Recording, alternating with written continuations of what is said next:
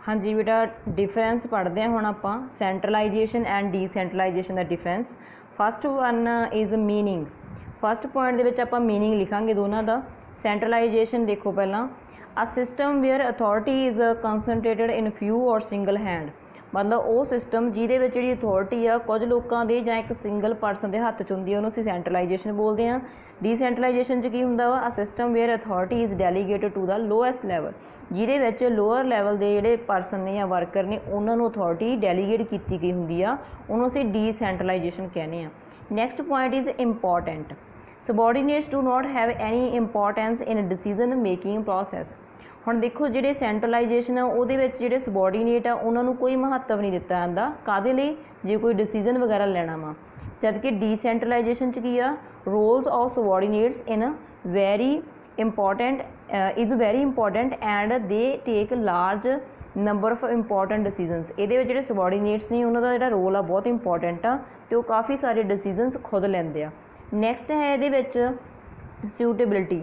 हाँ जी सैंट्रलाइजेशन ये की आ, ये जी सैंट्रलाइजेशन है सूटेबल है for small and medium scale organisations, जबकि जी डीसैंट्रलाइजेशन आ ये काहदे लई सूटेबल आ, लार्ज स्केल एंटरप्राइजेज लई।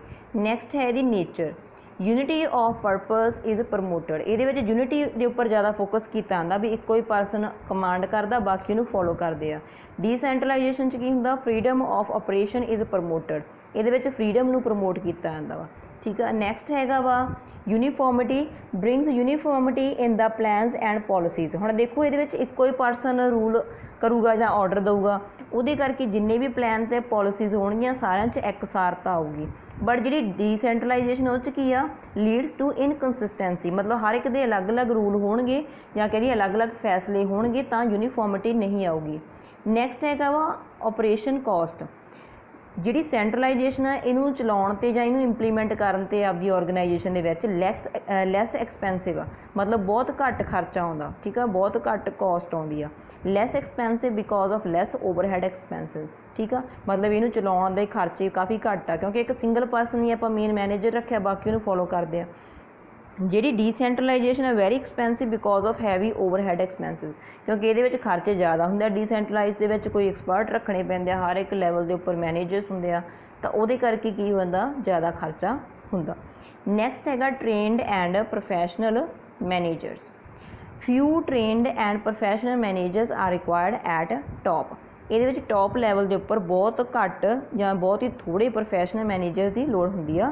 जी डीसैंट्रलाइजेशन है ये large number of professional managers are required as every department is controlled by independent manager. ये काफ़ी ज़्यादा नंबर ऑफ प्रोफैशनल चाहिए होंगे आ, क्योंकि हर एक डिपार्टमेंट को कौन कंट्रोल कर रहा है, एक इंडिपेंडेंट मैनेजर कर रहा है। ठीक है। नैक्सट बेटा ये देखो पहला पॉइंट डिफरेंस देखो डेलीगेशन एंड डीसैंट्रलाइजेशन का। फस्ट पॉइंट है नेचर। जी डेलीगेशन आ ये इंडिविजुअलिस्टिक आ, मतलब एक परसन दूजे परसन को आपकी अथॉरिटी डेलीगेट करता, मतलब एक द्वारा दूजे की गई। ठीक है, एक इंडिविजुअल परसन को। जी डीसैंट्रलाइजेशन आ ये टोटलिस्टिक या होलिस्टिक अप्रोच आ, मतलब पूरी की पूरी ऑर्गेनाइजेशन दे विच डेलीगेशन होगी या कहिए सारी ऑर्गेनाइजेशन च होगी। ठीक है, टोटल दे विच। नैक्सट हैगा अपने को कंट्रोल।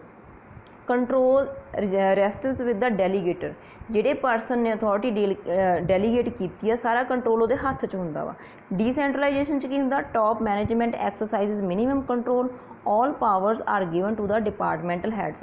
ये जी टॉप मैनेजमेंट आ उन्होंने बहुत घट कंट्रोल होंदा, मतलब आपकी ऑर्गेनाइजेशन के उपर सारिया पावर्स डिपार्टमेंट के हैड्स नूं दित्तियां गईयां हुंदियां। ठीक है। नैक्सट देखो ये थर्ड पॉइंट।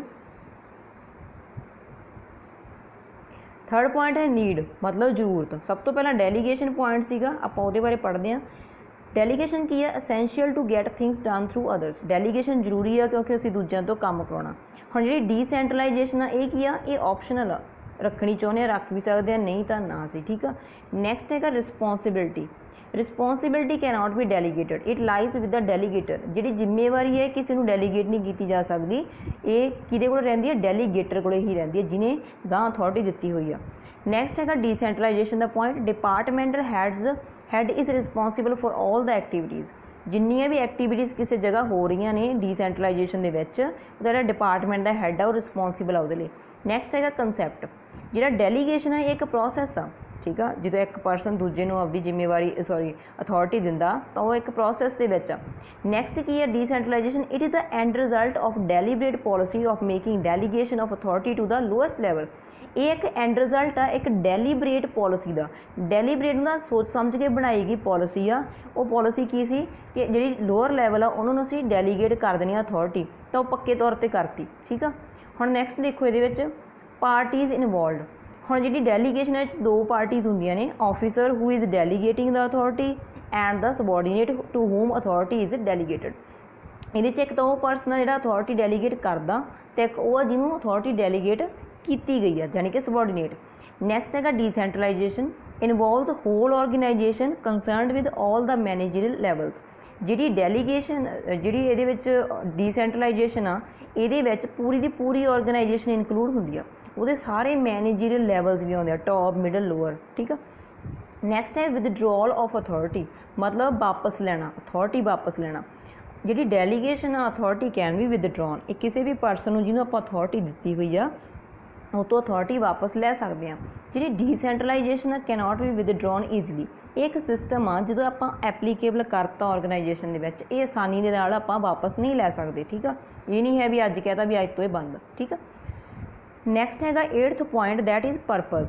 ਜਿਹੜੀ ਡੈਲੀਗੇਸ਼ਨ ਦਾ ਪਰਪਸ ਕੀ ਹੁੰਦਾ, its purpose is a multiplication of manager, that is large amount of work can be performed with the help of delegation. ਇਹਦੇ ਵਿੱਚ ਕੀ ਆ ਕਿ ਅਸੀਂ ਇੱਕ ਮੈਨੇਜਰ ਦੀ ਹੈਲਪ ਕਰ ਰਹੇ ਹਾਂ, ਜਿੰਨਾ ਜ਼ਿਆਦਾ ਅਮਾਊਂਟ ਦੇ ਵਿੱਚ ਕੰਮ ਆ ਉਹ ਹੁਣ ਉਹ ਇੱਕ ਮੈਨੇਜਰ ਕਿਵੇਂ ਪਰਫੋਰਮ ਕਰ ਲੂਗਾ, ਡੈਲੀਗੇਸ਼ਨ ਦੇ ਥਰੂ ਕੰਮ ਕਰ ਲੂਗਾ। ਜਿਹੜੀ ਡੀਸੈਂਟਰਲਾਈਜੇਸ਼ਨ ਉਹ ਕੀ ਆ, its purpose is to increase the subordinates role. ਇਹਦੇ ਵਿੱਚ ਸਬੋਰਡੀਨੇਟਸ ਦਾ ਰੋਲ ਵੱਧ ਜਾਂਦਾ, ਠੀਕ ਆ।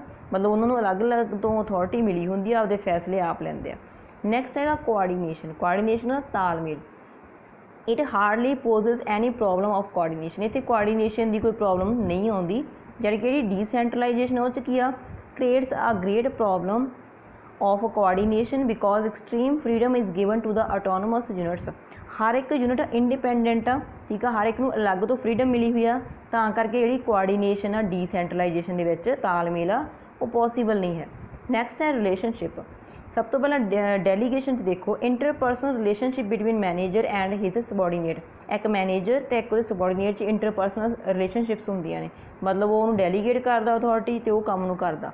ਜਦਕਿ ਜਿਹੜਾ ਡੀਸੈਂਟਰਲਾਈਜੇਸ਼ਨ ਉਹ 'ਚ ਕੀ ਆ, it is related process and it is the result of the organisation. ਮਤਲਬ ਇਹ ਇੱਕ ਦੂਜੇ ਨਾਲ ਜੁੜਿਆ ਹੋਇਆ ਰਿਲੇਟਡ ਪ੍ਰੋਸੈਸ ਆ ਜਿਹਦੇ ਵਿੱਚ ਰਿਜ਼ਲਟ ਦੇ ਉੱਪਰ ਫੋਕਸ ਕੀਤਾ ਜਾਂਦਾ। 11th ਪੁਆਇੰਟ ਦੇਖੋ ਸਿਗਨੀਫਿਕੈਂਸ, ਮਤਲਬ ਇਹਦਾ ਮਹੱਤਵ। ਜਿਹੜਾ ਹੈਗਾ ਵਾ delegation, it represents selected dispersal of authority to immediate subordinate. Dispersal ਹੁੰਦਾ ਖੰਡਾਉਣਾ ਜਾਂ ਵੰਡਣਾ, ਠੀਕ ਆ। ਸੋ ਇਹਦੇ ਵਿੱਚ ਇਹ ਕੀ ਰਿਪਰਜੈਂਟ ਕਰਦਾ ਵਾ ਡੈਲੀਗੇਸ਼ਨ, ਕਿ ਇੱਕ ਅਥਾਰਟੀ ਦਿੱਤੀ ਗਈ ਆ ਆਪ ਤੋਂ ਇਮੀਡੀਏਟ ਸਬੋਰਡੀਨੇਟ ਨੂੰ, ਮਤਲਬ ਆਪ ਤੋਂ ਬਿਲਕੁਲ ਅੰਡਰ ਕੰਮ ਕਰਨ ਵਾਲੇ ਪਰਸਨ ਨੂੰ ਅਥਾਰਟੀ ਦਿੱਤੀ ਗਈ ਆ, ਠੀਕ ਆ। ਜਦਕਿ ਜਿਹੜੀ ਡੀਸੈਂਟਰਲਾਈਜੇਸ਼ਨ ਉਹ ਕੀ ਆ, it signify the creation of autonomous and self sufficient units. ਇਹਦੇ ਵਿੱਚ ਕੀ ਦੱਸਿਆ ਜਾਂਦਾ ਕਿ ਅਸੀਂ ਇੱਕ ਬਿਲਕੁਲ ਇੰਡੀਪੈਂਡੈਂਟ, ਬਿਲਕੁਲ ਫਰੀ, ਜਿਹੜੀਆਂ ਆਪਣੇ ਆਪ ਦੇ ਵਿੱਚ ਆਤਮ ਨਿਰਭਰ ਯੂਨਿਟਸ ਹੁੰਦੀਆਂ ਨੇ ਉਹਨਾਂ ਨੂੰ ਕ੍ਰੀਏਟ ਕਰਦੇ ਆ। ਯੂਨਿਟਸ ਮਤਲਬ ਡਿਪਾਰਟਮੈਂਟਸ, ਠੀਕ ਆ। ਨੈਕਸਟ ਹੈਗਾ dependence. Decentralisation is not essential for delegation. ਜੇ ਕਿਸੇ ਪਰਸਨ ਨੇ ਆਪਦੇ ਕੋਲੋਂ ਆਪਦੀ ਅਥਾਰਟੀ ਕਿਸੇ ਪਰਸਨ ਨੂੰ ਦੇਣੀ ਆ ਤਾਂ ਇਹਦੇ ਲਈ ਉਹਨੂੰ ਡੀਸੈਂਟਰਲਾਈਜੇਸ਼ਨ ਦੀ ਕੋਈ ਲੋੜ ਨਹੀਂ ਹੈ, ਠੀਕ ਆ। ਡੈਲੀਗੇਸ਼ਨ ਕਰਨ ਦੇ ਲਈ ਡੀਸੈਂਟਰਲਾਈਜੇਸ਼ਨ ਨਹੀਂ ਚਾਹੀਦੀ। Delegation is essential for decentralisation. ਹੁਣ ਜੇ ਕਿਸੇ ਪਰਸਨ ਨੇ ਆਪਦੀ ਆਰਗੇਨਾਈਜੇਸ਼ਨ ਦੇ ਵਿੱਚ ਡੀਸੈਂਟਰਲਾਈਜੇਸ਼ਨ ਕਰਨੀ ਆ ਤਾਂ ਉੱਥੇ ਕਿਹੜੀ ਚੀਜ਼ ਜ਼ਰੂਰੀ ਆ, ਦੈਟ ਇਜ਼ ਡੈਲੀਗੇਸ਼ਨ। ਨੈਕਸਟ ਹੈਗਾ ਸਕੋਪ, ਜਿਹਨੂੰ ਆਪਾਂ ਖੇਤਰ ਜਾਂ ਦਾਇਰਾ ਕਹਿ ਦਿੰਦੇ ਹਾਂ, ਠੀਕ ਆ। It is a limited transfer of authority, hence scope is limited. ਹੁਣ ਇੱਕ ਪਰਸਨ ਆ, ਮੈਨੇਜਰ ਆ, ਉਹ ਆਪਦੇ ਸਬੋਰਡੀਨੇਟ ਨੂੰ ਲਿਮਟਡ ਅਮਾਊਂਟ ਦੇ ਵਿੱਚ ਹੀ ਅਥਾਰਟੀ ਦਿੰਦਾ, ਤਾਂ ਇਹਦਾ ਲਿਮਟਡ ਸਕੋਪ ਹੋ ਗਿਆ। ਜਿਹੜੀ ਡੀਸੈਂਟਰਲਾਈਜੇਸ਼ਨ ਆ, it is a wide distribution of authority, hence scope is wider. ਇਹਦਾ ਸਕੋਪ ਜ਼ਿਆਦਾ ਹੁੰਦਾ ਵਾ। ਨੈਕਸਟ ਹੈਗਾ ਵਾ feature, essential aspect of managing and organising. ਇਹਨੂੰ ਅਸੈਂਸ਼ੀਅਲ ਪਾਰਟ ਵੀ ਲਿਖ ਸਕਦੇ ਹਾਂ। ਜਿਹੜਾ ਡੈਲੀਗੇਸ਼ਨ ਦਾ ਅਸੈਂਸ਼ੀਅਲ ਪਾਰਟ, ਜਾਂ ਆਪਾਂ ਕਹਿੰਦੇ ਡੈਲੀਗੇਸ਼ਨ ਆ, ਉਹ ਮੈਨੇਜ ਕਰਨ ਦਾ ਜਾਂ ਆਰਗੇਨਾਈਜ਼ ਕਰਨ ਦਾ ਇੱਕ ਅਸੈਂਸ਼ੀਅਲ ਪਾਰਟ ਹੈ, ਇੱਕ ਜ਼ਰੂਰੀ ਪਾਰਟ ਆ। ਡੀਸੈਂਟਰਲਾਈਜੇਸ਼ਨ ਦੇਖੋ, may not be an essential feature an organisation can work without decentralisation, कोई भी ऑर्गेनाइजेशन बिना डिसेंट्रलाइजेशन तो भी काम कर सकती है, ये जरूरी फीचर नहीं है। लास्ट पॉइंट देखो, freedom of action, delegator continues to supervise the activities of his subordinates even after delegation of authority. ਹੁਣ ਇਹਦੇ ਵਿੱਚ ਕੀ ਆ ਕਿ ਜਿਵੇਂ ਮੰਨ ਲਓ ਇੱਕ ਪਰਸਨ ਆ, ਇੱਕ ਮੈਨੇਜਰ ਆ, ਉਹਨੇ ਆਪਦੀ ਅਥਾਰਟੀ ਆਪਦੇ सबॉर्ਡੀਨੇਟ ਨੂੰ ਡੈਲੀਗੇਟ ਕਰਤੀ, ਮਤਲਬ ਉਹਨੂੰ ਕੋਈ ਕੰਮ ਕਰਨ ਨੂੰ ਦੇਤਾ, ਕੰਮ ਕਰਨ ਤੋਂ ਬਾਅਦ ਵੀ ਉਹਦੇ ਉੱਪਰ ਕੰਟਰੋਲ ਕਰਦਾ ਵਾ, ਮਤਲਬ ਉਹ ਦੇਖਦਾ ਰਹਿੰਦਾ ਵੀ ਇਹ ਸਹੀ ਕਰ ਰਿਹਾ ਜਾਂ ਨਹੀਂ ਕਰ ਰਿਹਾ, ਠੀਕ ਹੈ, ਸੁਪਰਵਾਈਜ਼ ਕਰਦਾ।